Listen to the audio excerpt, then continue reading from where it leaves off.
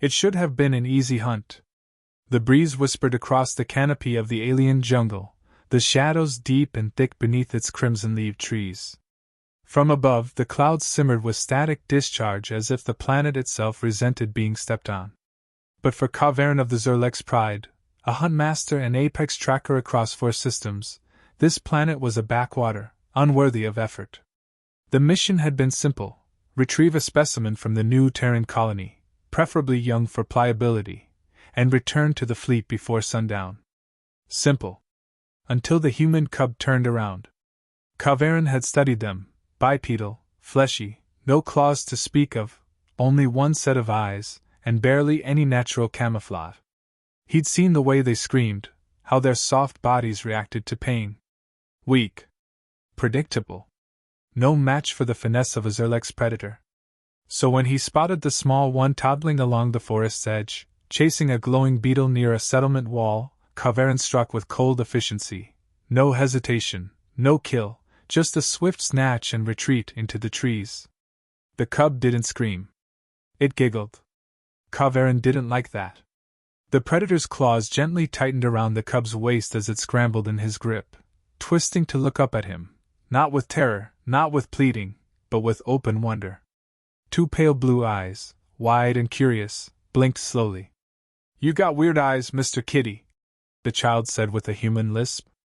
Kavarin froze mid-leap, high in the canopy, gripping the thick limb of a resh vine tree. "Kitty? You got whiskers! Are you a big cat?" The child's fingers reached out, unafraid, and brushed the fine sensory threads along his snout. He flinched. This wasn't right. Where was the panic? The screaming? The flailing? Where was the weakness?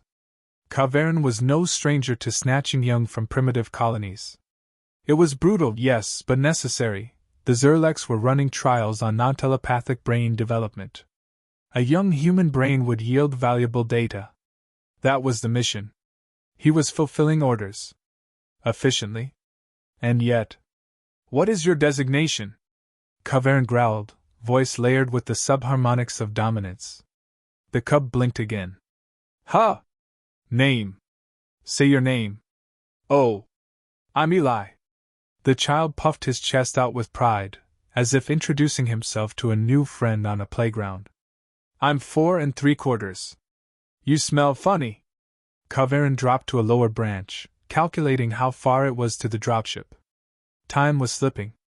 The colony's sensors might have noticed the abduction. He pressed a claw against the side of his wristband, opening a silent channel. Specimen acquired. ETA to extraction, 12 rotations, : Understood. Leave no trace, : The message blinked out. Kavarin turned back toward the human. Eli was now attempting to wriggle out of his arms, not to escape, but to sit on his shoulder. "I wanna see up high," the boy chirped. "You fly?" "I leap." "Cool." He adjusted the child's position, finding to his own confusion that he was instinctively cushioning the cub's back with a careful arm.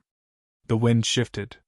Something primal stirred in Kavarin's blood, something he didn't recognize. The forest around them trembled, not with danger, but with presence. A quiet watching. Kavarin ignored it. Continued leaping. Higher. Further. The metallic glint of his camouflaged dropship peaked between 2 distant ridges. But then... "Where are you taking me?" the cub asked suddenly. Kavarin's leap paused mid-arc. He landed on the edge of a glistening rock with unnatural hesitation. "Away." "Why?" the boy asked, so matter-of-fact that it cut sharper than any adult interrogation. "Because I was told to." "Who told you?" Kavarin's jaw tightened. "The ones who need to learn what you are." Eli tilted his head. "You don't know?" Kavarin didn't answer. The boy went quiet for a long moment. Then, just before they leapt again, he whispered, "You're gonna be in trouble." The wind howled. Kavarin brushed it off as childish nonsense. Then the forest exploded. A pulse of seismic force slammed through the treetops. Birds shrieked and scattered. Vines tore free from their branches. And from the ground, a column of plasma fire roared skyward, narrowly missing Kavarin's leap trajectory. He twisted midair, using his body as a shield for the child, and crashed into a trunk hard enough to splinter the bark. The boy giggled again. "That was fun!" Kavarin groaned. Somewhere below, steel boots hit the forest floor. Multiple sets. Coordinated. "Drop the child, alien!" A female voice bellowed, amplified by a tactical exo-rig. Kavarin instinctively ducked, leapt laterally across the canopy, and vanished behind thick foliage. In his visor, the dropship's path blinked red, compromised. A kill zone was forming fast. Tactical scan confirmed. 6 Terran operators, full gear, heat lock enabled. Hostile. Abort retrieval. Return. Return, : The command echoed in his comms. Kavarin gritted his fangs. "No," he muttered. He didn't know why. The boy's head nestled into his shoulder. "That's my mom down there. You're in trouble now. I am not afraid. You should be." Kavarin turned sharply and began scaling a ridge instead. The predator in him screamed to kill. Eliminate the threat, fulfill the mission, vanish. But he couldn't bring himself to strike with the child still calm in his arms, still looking up at him like he was more pet than monster. That unfamiliar sensation again, an ache, maybe? A tug just beneath his second rib. He snarled and shook it off. At the ridge's crest, he activated a personal cloak field and watched as the 6 Terran soldiers began sweeping the jungle below with brutal precision.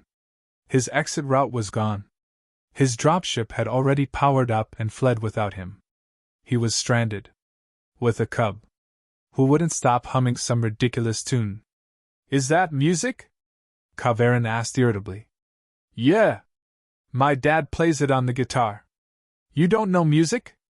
"I know war chants. Battle cries. Do they go like RAWRGH?" Kavarin blinked. "Almost precisely." The boy laughed. "You're funny." Kavarin narrowed his eyes. "I am not. You are. You don't even know it. My mom says that means you're special." Something snapped in Kavarin. Not anger. Not rage. Something worse. He realized he didn't want to give the cub up. For the first time in 17 solar cycles, Kavarin of the Zerlex hesitated not because of risk or strategy, but because of guilt. He stared at the child. Eli looked back, utterly content. "Are you gonna hurt me?" "No." "Promise?" Kavarin felt the word claw its way out of his throat. "Promise." Down below, the search intensified. Drones circled. One passed within a meter of Kavarin's cloaked perch but did not detect him. The Huntmaster felt the weight of his armor, his mission, and, unexpectedly, the child. This wasn't just a specimen. It wasn't even prey. This was a mistake. A fatal one. Kavarin adjusted his grip and began to descend, not toward the Terrans, not toward surrender, but deeper into the jungle's heart, toward the unknown. He would not return with the boy. He would not turn him over. Not anymore. And as the trees closed behind them, hiding the alien and the child from every satellite and eye, a new path unfolded, one no longer ridden by command, but by choice. There was no protocol for this. Kavarin had survived toxic moons, Gorgon beasts, black site sabotage missions. He'd led assassinations that never left a trace. He could smell heat through 3 feet of armor and hit a running target in pitch darkness using nothing but breath resonance. But he never walked into a forest holding the hand of his target. Not like this. Eli skipped beside him barefoot, humming a human tune that grated Kavarin's instincts like sand across nerve endings. His predator's mind kept scanning for threats, but the child kept tugging his arm left and right, delighted by butterflies, puddles, and shiny mushrooms. Kavarin grunted. "Stop. This is not a joy march. You are slowing me down. You're going the wrong way anyway," Eli said brightly, turning a different direction. "I am not. You are. I told you. My mom's team locks down everything near the ridge. She'll have tracking drones flying up high by now, and the heat sensors don't work well near the South Creek. That's where you should go." Kavarin squinted at him. How do you know that? Mom tells me everything. Your mother is a war captain. She says colonial defense specialist, but yeah. She punches people with her eyes. Kavarin knelt, suddenly attentive. You understand troop positioning? Eli nodded, chewing on a fruit he'd found. She lets me sit on her lap when she trains. Says I'm already smarter than half her squad. Kavarin activated his internal mapping array. The child wasn't wrong. The southern creek ran cold enough to scramble thermal optics and held enough ambient insect life to mask movement. He tapped a claw against his jaw, still watching the boy with disbelief. You were trained? Nope. Just listened. Impossible. But it explained a lot. The strange calm. The lack of fear. The awareness. Kavarin stood again and changed course without another word. The boy followed easily, ducking under vines and over roots like he'd grown up here. Maybe he had. Kavarin couldn't understand how the humans had adapted to this planet so fast. It had been colonized less than 5 rotations ago. You know, Eli said suddenly, you're not really scary. Kavarin glanced down, amused despite himself. I am death in shadow. You should fear me. Eli stuck out his tongue. You talk like a cartoon. I do not. What is cartoon? The boy giggled and pulled at his arm. You gotta come see this. Against his better judgment, Kavarin allowed himself to be led. Just past a thicket of black-leaved briars, the forest opened into a clearing lined with bioluminescent mushrooms. At the center stood a hollowed-out tree trunk, tall and wide like a castle gate. I call it my cave, Eli whispered. It's where I go when I get mad. You hide when you are angry? I draw dragons in the dirt. Want to see one? Kavarin hesitated. This wasn't in the mission. This wasn't in the backup plan either. But the drones hadn't found them yet, and his next move was still unclear. So he stepped forward and ducked inside. The child's cave was, in fact, ingenious. The trunk's inner wall was lined with thermally reflective vines. Kavarin pressed a claw into the bark, an ancient species, rare even among surveyed systems. It absorbed heat signatures. From the outside, it looked like a cold rock. This is good cover, he admitted. Very good. I told you. Eli smiled. It's also a time machine. Kavarin blinked. I'm sorry? You sit there. The boy pointed to a stone. And you can travel back to when the forest was full of monsters. The Zerlex stared. Then sat. I see no monsters. You gotta imagine them, Eli said, sitting beside him. There's one called the Whisper Fong. It talks like wind and eats birds. And another with glowing eyes that never blinks. Kavarin tilted his head. And where are these creatures now? Gone, Eli said. Because someone scared them away. The implication landed softly. A strange silence followed. For the first time, Kavarin wasn't calculating exit angles or countermeasures. He was just there. Sitting in a false cave, beside a strange human cub, who trusted him more than his own kind ever had. His comm buzzed. Unit 9-7A, report. Are you alive? Extraction window closing, : Kavarin didn't answer. Response required. If compromised, send beacon, : He disabled the transmitter. That's when the second mistake happened. The first was taking the boy. The second was bonding with him. The forest screamed again, this time with real warning. A sharp chirp echoed overhead. Kavarin snapped to attention, shoving the boy down as a flash of plasma scorched the edge of the hollow trunk. Drones. Not scouts. Kill models. He rolled left, decloaking and drawing his dual plasma hooks. The forest flashed with unnatural light as drones swooped from above, firing in tight arcs. Eli screamed and covered his head, crawling deeper into the tree. Kavarin didn't hesitate. He launched himself upward, slicing one drone midair and crashing into another with the full weight of a 500-pound Zerlex frame. The jungle burned. Metal debris fell like hail. But one drone got through. It spotted the boy. Kavarin landed hard and turned just in time to see the drone aim downward, center mass, no warning shot. Time slowed. He roared. A pulse shot from his shoulder cannon and ripped the drone in two. Eli looked up, blinking, silent now. The air settled. And for the first time in his long and bloodied life, Kavarin felt afraid. Not for himself. For the boy. "We have to move," he growled, grabbing Eli in one fluid motion and bounding away from the ruin. "They are not trying to capture us. They are trying to erase you." "Why?" Eli gasped. "Because your mother knows I took you. And if they find you with me, they'll never believe I didn't harm you." "Did you?" "No." "Then why are you helping me?"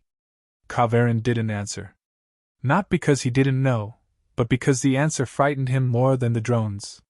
The terrain twisted as they neared the southern creek. Vapor rolled across the forest floor like fog. He leapt into the shallows, using the chill to mask their trail, moving faster than any drone could calibrate. Behind him, more fire lit up the sky. Above, two dropships screamed past, human. One of them released a shockwave. They were hunting him with live munitions. A full manhunt. For one child. And one predator. He ducked under the roots of a fallen tree, both of them soaked and gasping.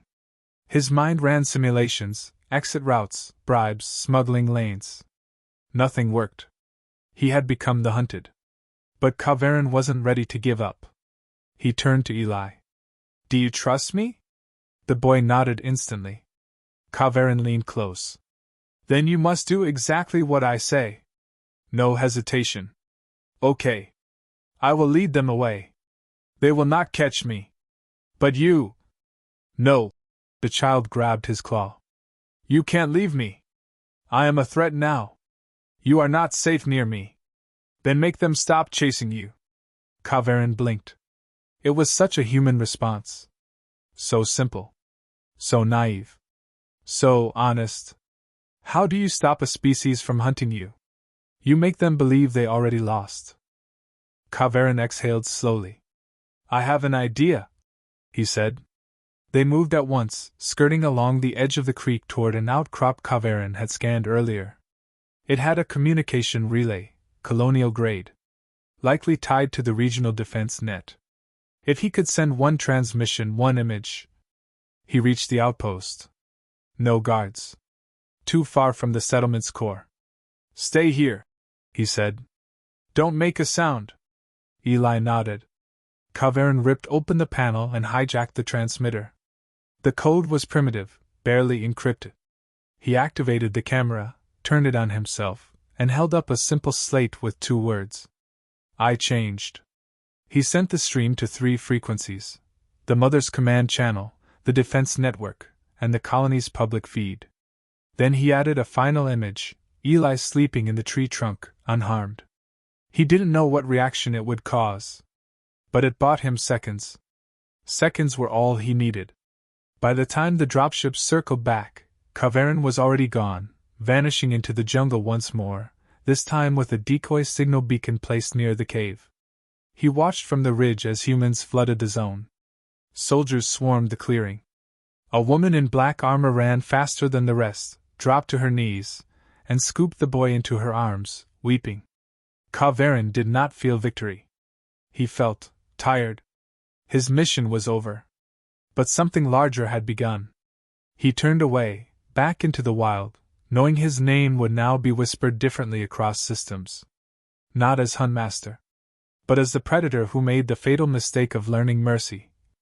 And survived it. They said the Zerlex don't beg. But the war room was silent. Above the gleaming obsidian table, the hollow feed froze mid-frame, Kavarin, bloodied and hunched, standing in the shadows of the Terran jungle. The slate he held bore no threat glyph, no tactical code. Just 2 human words that cracked like thunder in the silence. I changed. Fleet Commander Isharn of the First Claw snarled, tail lashing against the steel deck. He has lost his mind. No, said a voice from the back. He's lost his purpose. Counselor Drethex rose slowly, eyes narrow, antennae twitching. Purpose? he repeated, rolling the word around like poison. He was given one. Extract a human cub. Delivered to Science Cast. But instead, he sends a message of defection? He bonded, Isharn hissed. Like prey. Like a soft blood. There was disgust in the room. But also fear. Because Kavarin wasn't just a huntmaster. He was a legend. Tactical mind unmatched. Kill count unverified. If he, of all Zerlex, had turned, the implications were deeper than treason. It meant humanity wasn't just surviving. They were changing predators. And that terrified them. 3 systems away, on a Terran colony ship cloaked above orbit, another meeting took place, this one quieter, sharper. Commander Lyra Monroe, formerly of Earth's Orbital Special Forces, stood over a table strewn with intel files. The image of Kavarin's last transmission hovered in the air beside her son's sleeping face. Eli was safe now, deep inside a reinforced containment chamber guarded by 2 layers of drones. She'd hugged him for 2 hours straight after the recovery team brought him in. And then she'd watched the footage. Again.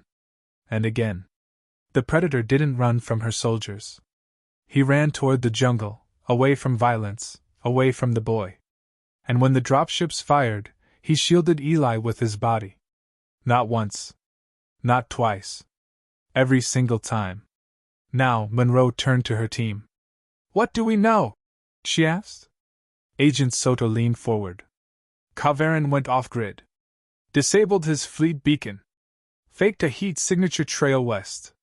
Then placed a biosample of himself near a swamp cave to confuse our trackers. Classic misdirection, but with one difference. What? He left behind a coded glyph. Old language? We decrypted it. Soto held up a pad. It read, Protect the cub. If the fleet comes, I'll hold them off. Silence. He turned, whispered another agent. A Zerlex huntmaster turned. Why? Monroe asked aloud, though she wasn't really speaking to the team. Why does a predator abandon its hunt? Why does a monster protect the thing it stole? She looked at her son. The same son who called the creature Kitty, and claimed he told jokes without knowing it. Eli hadn't screamed. He hadn't fought. He'd offered Kavarin kindness. And the monster had changed. Monroe swallowed. If Kavarin turned for real, he's a threat to the Zerlex. They'll send a retrieval squad. Or worse. A purge. Agent Soto nodded. We need to find him before they do. Monroe looked up. No. Everyone turned. She tapped the table. A map of the region bloomed in neon light. We don't find him, she said. We let him come to us. Kavarin moved through the jungle like shadow wrapped in armor. He hadn't eaten in 3 days. His armor's auto-sustenance pack was drained. The nanites in his blood screamed for recharge, but he ignored them. Pain didn't matter. Sleep didn't matter. Only one thing mattered now. The cub was safe. He'd confirmed it through a high-frequency orbital relay burst, intercepted from a Terran medship. Eli was unharmed. Recovering. Asking for the kitty with claws. Kavarin didn't understand what had happened to him. He had taken specimens before. He had hunted creatures with complex thought, seen them break, watched their spirits fracture beneath pressure and fear. But the boy had never seen him as a threat. He had treated him like a strange uncle. Like a protector. Kavarin had never known that feeling before. Was it affection? The word felt dangerous. And yet it burned in his chest every time he thought of the boy's small voice asking, Are you gonna hurt me? He had said no. He had meant it. Now he was a fugitive. Not just from the Terrans, but from his own kind. And they were coming. The first sign arrived on the wind, a strange silence that blanketed the jungle. Then a soft rumble, like thunder trapped in a whisper. Kavarin turned and smelled the air. Zerlex drop beasts. They didn't use dropships for traders. They used beasts, semi-sentient bioorganic war machines that left no trace, needed no pilot, and obeyed only one order. Erase. He moved fast, leaping branch to branch, tracing a long arc back toward the human perimeter. If he couldn't survive alone, perhaps the humans could protect the boy. Or maybe he could warn them. Or maybe he just wanted to see Eli one more time. The thought stung. Not because it was weakness, but because it was truth. He reached the ridge at dusk. The jungle flared orange in the dying light, and in the distance, Kavarin saw the telltale shimmer of a Terran scout drone. He remained hidden, watching. And then, just past the defensive net, a small figure ran from a tent. Eli. Kavarin's claws dug into bark involuntarily. The child ran past the guards, straight to the fence's edge, holding something up, a drawing. On it, scrawled in messy crayon, was a picture of Kavarin and Eli, standing under a tree. Together. Kavarin swallowed hard. That's when the sky broke open. Zerlek's drop beast screamed through the clouds, claws glowing, wings cutting through the canopy like razors. Terran soldiers scrambled. Drones rose. Sirens wailed. The purge had begun. Kavarin didn't hesitate. He launched from the ridge, full speed toward the chaos. "Get the civilians inside!" Monroe shouted, pulling Eli behind the blast doors. The jungle burned blue with plasma fire.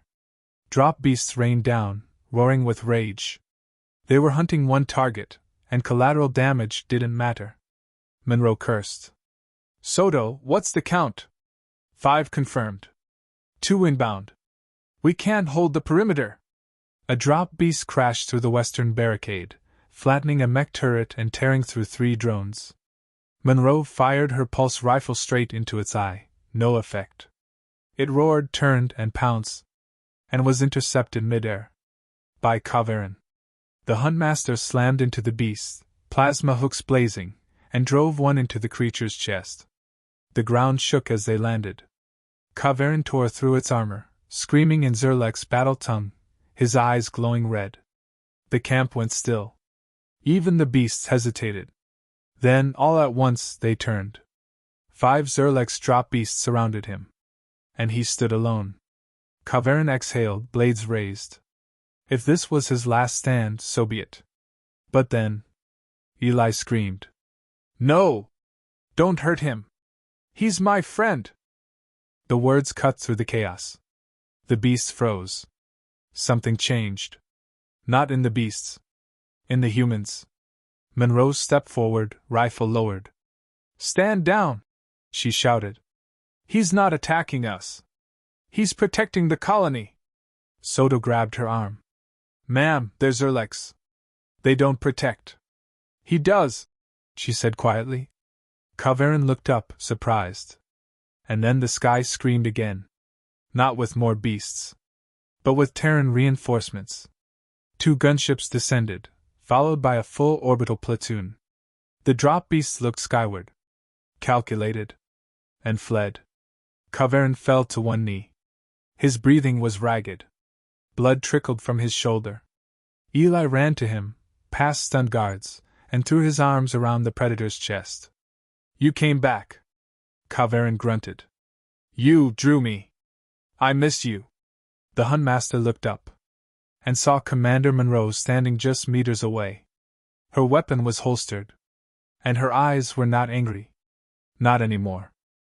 They gave him a room. That, more than anything, stunned him. Not a cage. Not a lab. Not a cold containment field like he expected. A room. It was too bright, too clean. The walls glowed with ambient warmth, and the air was filtered with the subtle scent of lemon, a Terran trick for calming nerves.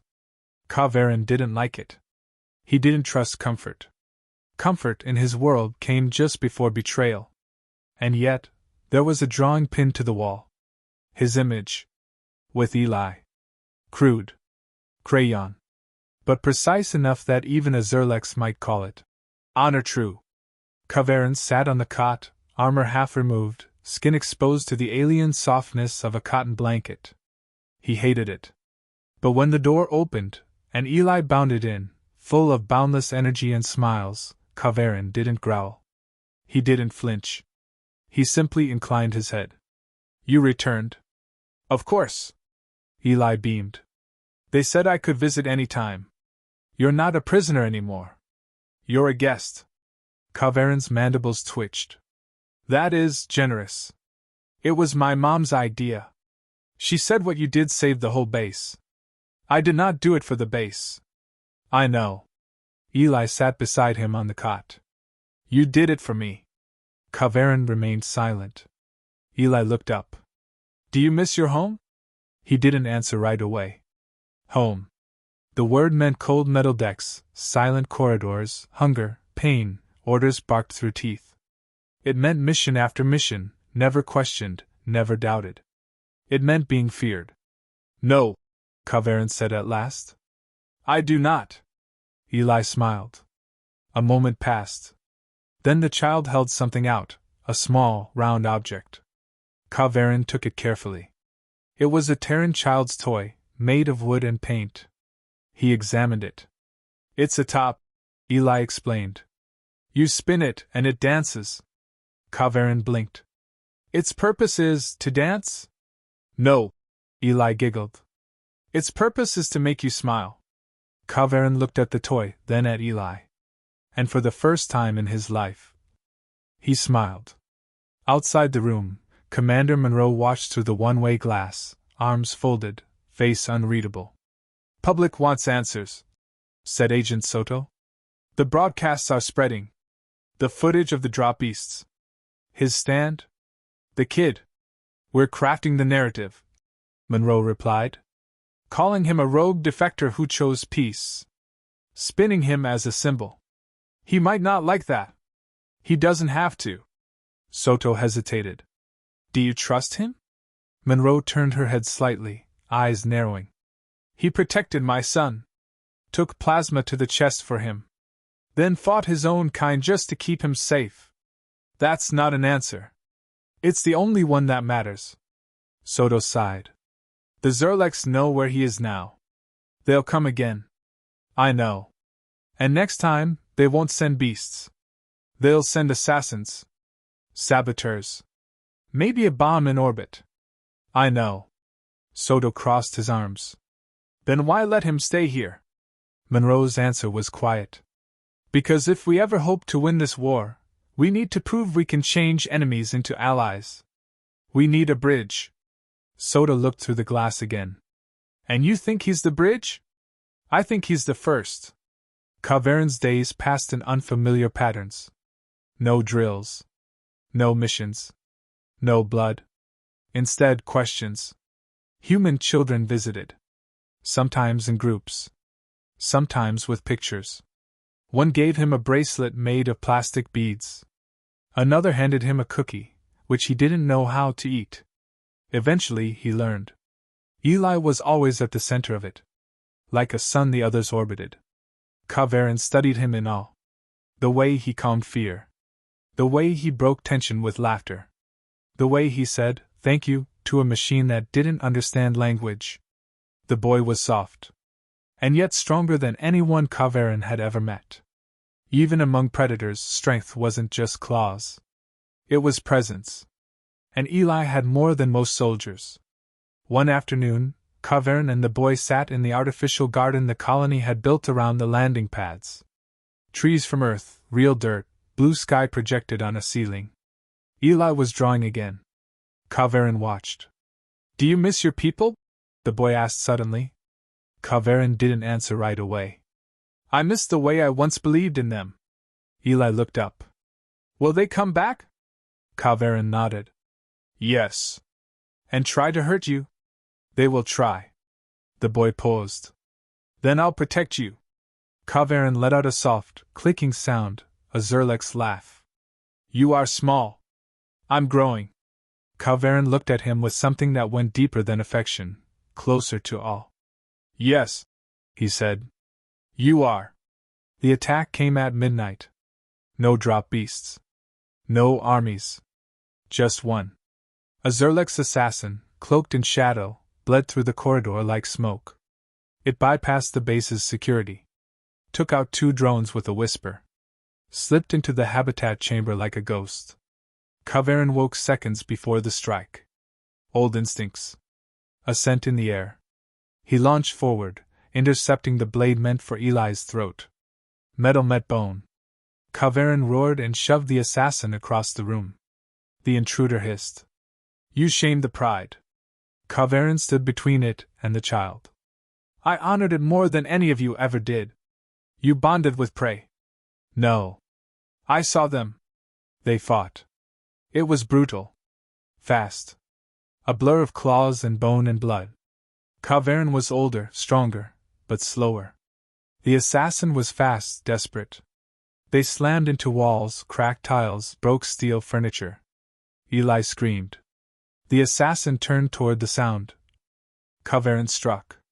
Final. Clean. The body fell. The child ran into Kavarin's arms. I'm okay, the boy whispered, shaking. Kavarin held him close, his breath ragged. You are safe. You saved me again. Kavarin closed his eyes. I always will. The aftermath was chaos. Security was doubled. Terran High Command issued a classified alert. Zerlek's sleeper units were now active. But Kavarin didn't run. He asked to speak to Monroe. When she entered the room, flanked by guards, Kavarin stood without resistance. I want to help, he said. You already have. I mean truly. Train your people. Teach them how the Zerleks hunt. How they think. What they fear. Monroe watched him closely. Why? Kavarin looked toward the window. Eli was outside, playing with 3 other children. He was laughing. Free. Kavarin's voice dropped. Because I have seen the future. Monroe followed his gaze. And slowly, she nodded. A year passed. The war changed. Not ended. Not won. But changed. Kavarin became a myth whispered across the stars. A defector. A traitor. A guardian. Some Zerleks joined him. Not many. But enough. They called themselves the Breakers. Because they broke the old ways. Eli grew. Stronger. Wiser. He still called Kavarin Kitty, though only when no one else could hear. They still drew together. Still ate together. Still sat in the garden beneath the fake sky and talked about dragons. But one day, Eli asked the question Kavarin had been waiting for. Will you ever go home? Kavarin looked up. This is my home. And for the first time, he believed it.